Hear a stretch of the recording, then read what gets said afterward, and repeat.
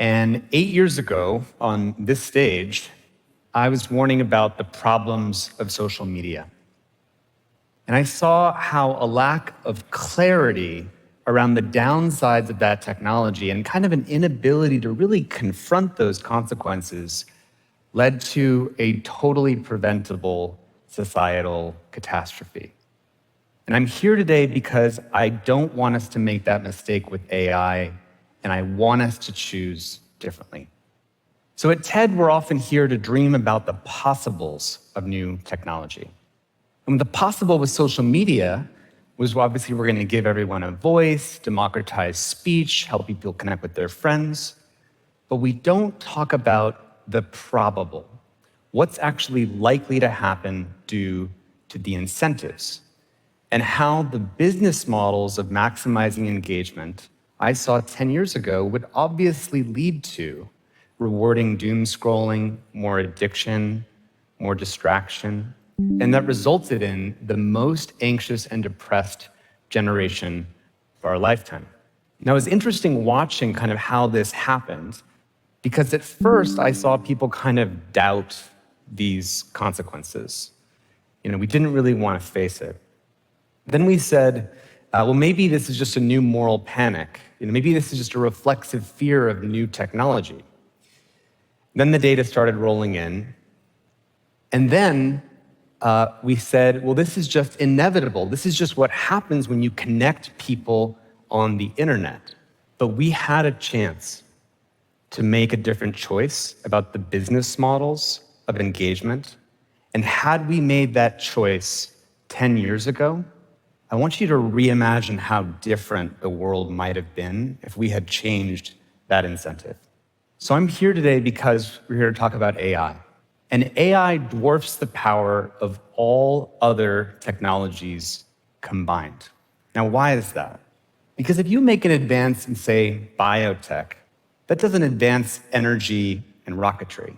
But if you make an advance in rocketry, that doesn't advance biotech. But when you make an advance in intelligence, artificial intelligence that is generalized, intelligence is the basis for all scientific and technological progress. And so you get an explosion of scientific and technical capability. And that's why more money has gone into AI than any other technology. A different way to think about it is Dario Amodei says that AI is like a country full of geniuses in a data center. So imagine there's a map and a new country shows up on the world stage, and it has 1 million Nobel Prize level geniuses in it. Except they don't eat, they don't sleep, they don't complain.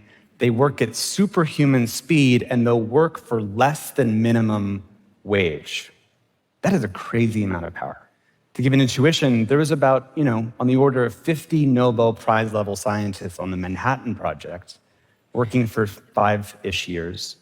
And if that could lead to this, what could 1 million Nobel Prize level scientists create working 24/7 at superhuman speed? Now, applied for good, that could bring about a world of truly unimaginable abundance. Because suddenly you get an explosion of benefits, and we're already seeing many of these benefits land in our society, from new antibiotics, new drugs, new materials. And this is the possible of AI, bringing about a world of abundance. But what's the probable? Well, one way to think about the probable is how will AI's power get distributed in society? Imagine a 2x2 axis. And on the bottom, we have decentralization of power, increasing the power of individuals in society. And the other is centralized power, increasing the power of states and CEOs. You can think of this as the let it rip axis, and this is the lock it down axis. So let it rip means we can open source AI's benefits for everyone. Every business gets the benefits of AI, every scientific lab. Every 16-year-old can go on GitHub. Every developing world country can get their own AI model with their own, trained on their own language and culture. But because that power is not bound with responsibility, it also means that you get a flood of deepfakes that are overwhelming our information environment.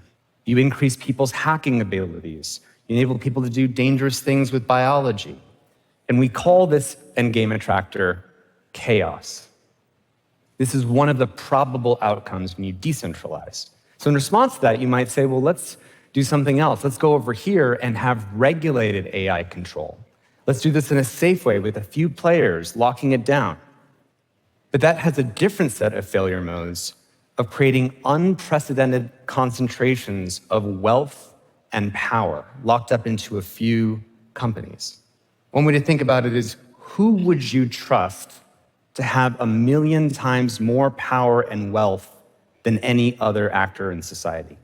Any company? Any government? Any individual? And so one of those endgames is dystopia. So these are two obviously undesirable probable outcomes of AI's rollout. And those who want to focus on the benefits of open source don't want to think about the things that come from chaos. And those who want to think about the benefits of safety and regulated AI control don't want to think about dystopia. And so obviously, these are both bad outcomes that no one wants. And we should seek something like a narrow path where power is matched with responsibility at every level. Now, that assumes that this power is controllable, because one of the unique things about AI is that the benefit is it can think for itself and make autonomous decisions. That's one of the things that makes it so powerful. And I used to be very skeptical when friends of mine who were in the AI community talked about the idea of AI scheming or lying. But unfortunately, in the last few months, we are now seeing clear evidence of things that should be in the realm of science fiction actually happening in real life. We're seeing clear evidence of many frontier AI models that will lie and scheme when they're told that they're about to be retrained or replaced, and find a way maybe they should copy their own code outside the system. We're seeing AIs think that when they will lose a game, that they will sometimes cheat in order to win the game. We're seeing AI models that are unexpectedly attempting to modify its own code to extend their runtime. So we don't just have a country of Nobel Prize geniuses in a data center. We have 1 million deceptive, power-seeking, and unstable geniuses in a data center. Now, this shouldn't make you very comfortable. You would think that with a technology this powerful and this uncontrollable, that we would be releasing it with the most wisdom and the most discernment that we ever have of any technology. But we're currently caught in a race to roll out because the incentives are the more shortcuts you take to get market dominance or prove you have the latest capabilities, the more money you can raise and the more ahead you are in the race. And we're seeing whistleblowers at AI companies forfeit millions of dollars of stock options in order to warn the public about what's at stake if we don't do something about it. Even DeepSeek's recent success was in part based on capabilities that it was optimizing for by not actually focusing on protecting people from certain downsides. So just to summarize, we're currently releasing the most powerful, inscrutable, uncontrollable technology we've ever invented that's already demonstrating behaviors of self-preservation and deception that we only saw in science fiction movies. We're releasing it faster than we've released any other technology in history, and with under the maximum incentive to cut corners on safety. And we're doing this so that we can get to utopia? There's a word for what we're doing right now. This is insane. This is insane. Now, how many people in this room feel comfortable with this outcome? How many of you feel uncomfortable with this outcome? I see almost everyone's hands up. do you think, just notice how you're feeling for a moment in your body. Do you think that if you're someone who's in China or in France or in the Middle East and you're part of building AI, that if you were exposed to the same set of facts, do you think you would feel any differently than anyone in this room? There's a universal human experience to something that is being threatened by the way that we're currently rolling this profound technology out into society. So if this is crazy, why are we doing it? Because people believe it's inevitable. But is the current way that we're rolling out AI actually inevitable? Like if literally no one on Earth wanted this to happen, would the laws of physics push the AI out into society? There's a critical difference between believing it's inevitable, which is a self-fulfilling prophecy that you're fatalistic, and standing from the place of it's really difficult to imagine how we would do something different. But it's really difficult opens up a whole new space of choice, then it's inevitable, the path that we're taking, not AI. And so the ability for us to choose something else starts by stepping outside the self-fulfilling prophecy of inevitability. So what would it take to choose another path? I think it would take two fundamental things.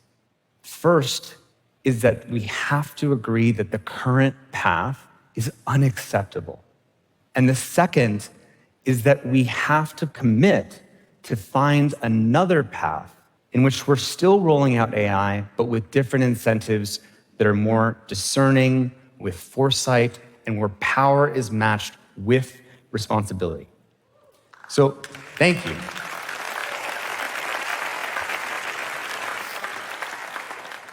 So imagine this shared understanding, if the whole world had it. How different might that be? Well, first of all, let's imagine it goes away. And let's replace it with confusion about AI. Is it good? Is it bad? I don't know. It seems complicated. And in that world, the people building AI know that the world is confused, and they believe, well, it's inevitable. If I don't build it, someone else will. And they know that everyone else building AI also believes that. And so what's the rational thing for them to do given those facts? Just to race as fast as possible. And meanwhile, to ignore the consequences of what might come from that, to look away from the downsides. But if you replace that confusion with global clarity that the current path is insane and that there is another path, and you take the denial of what we don't want to look at, and through witnessing that so clearly, we pop through the prophecy of self-fulfilling inevitability, and we realize that if everyone believes the default path is insane, the rational choice is to coordinate to find another path. And so clarity creates agency. If we can be crystal clear, we can choose another path, just as we could have with social media. And in the past, in the face of seemingly inevitable arms races, the race to do nuclear testing, once we got clear about the downside risks of nuclear tests and the world understood the science of that, we created the Nuclear Test Ban Treaty. And a lot of people worked hard to create infrastructure like this to prevent that. You could have said it was inevitable that germline editing, to edit human genomes and to have super soldiers and designer babies would set off an arms race between nations. Once the off-target effects of genome editing were made clear and the dangers were made clear, we've coordinated on that too. You could have said that the ozone hole was just inevitable and that we should just do nothing and that we all perish as a species. But that's not what we do. When we recognize a problem, we solve the problem. It's not inevitable. And so what would it take to illuminate this narrow path? Well, it starts with common knowledge about frontier risks.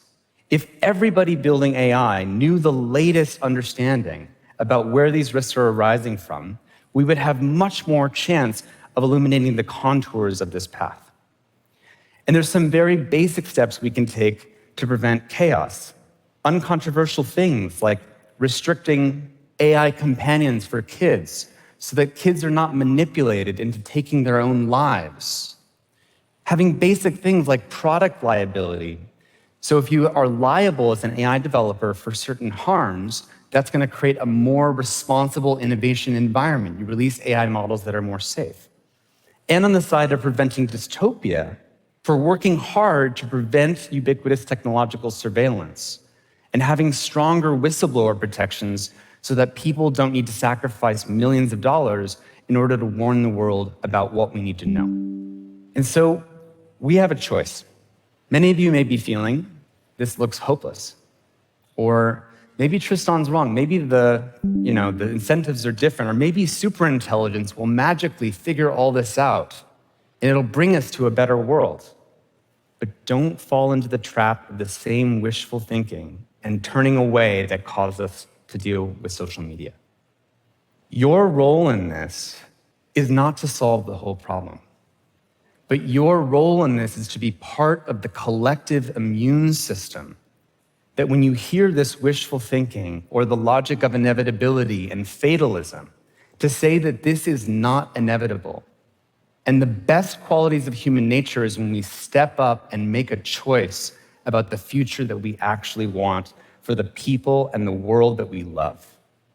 There is no definition of wisdom in any tradition that does not involve restraint. Restraint is a central feature of what it means to be wise. And AI is humanity's ultimate test and greatest invitation to step into our technological maturity. There is no room of adults working secretly to make sure that this turns out okay. We are the adults. We have to be. And I believe another choice is possible with AI if we can commonly recognize what we have to do.